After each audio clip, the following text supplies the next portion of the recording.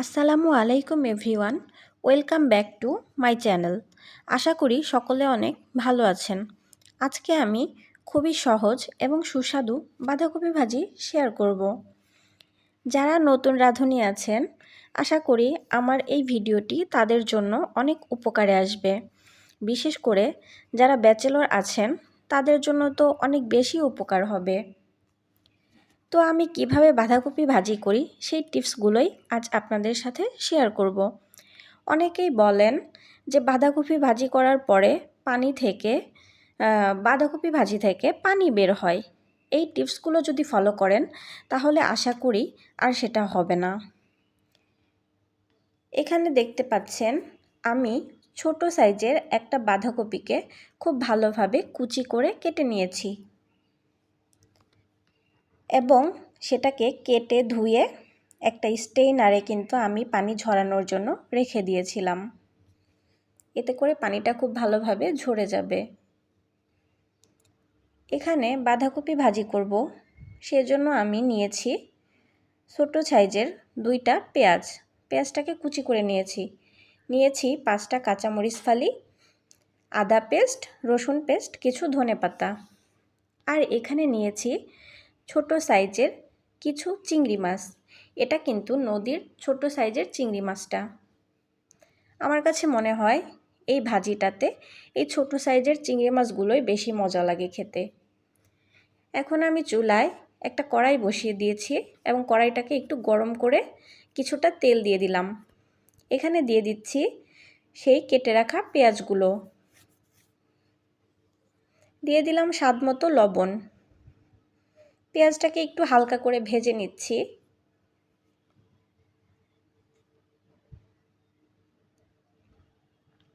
এ পর্যায়ে দিয়ে দিচ্ছি আদা পেস্ট, রসুন পেস্ট। পেঁয়াজের সাথে একটু নেড়ে নিব।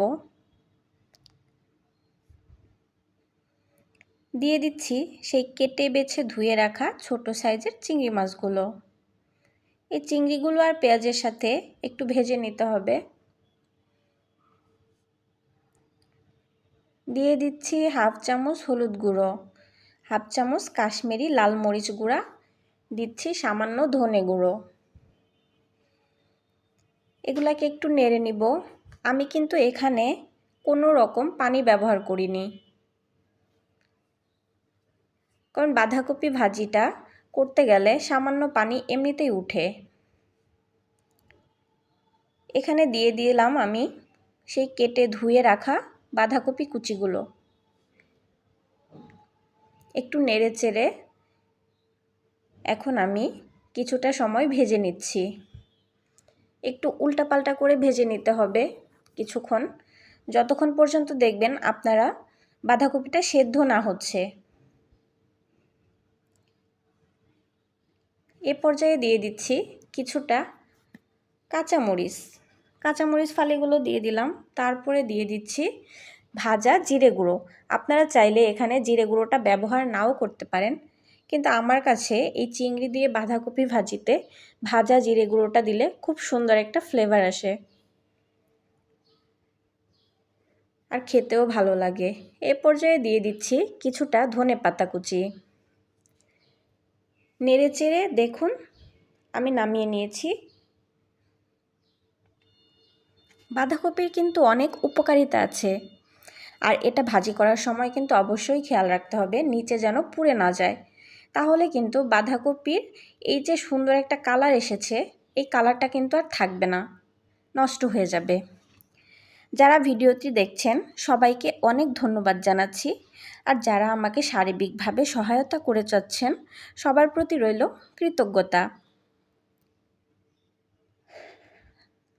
আমার ভিডিওগুলো যদি আপনাদের ভালো লেগে থাকে আমার চ্যানেলটি অবশ্যই সাবস্ক্রাইব করে দিবেন।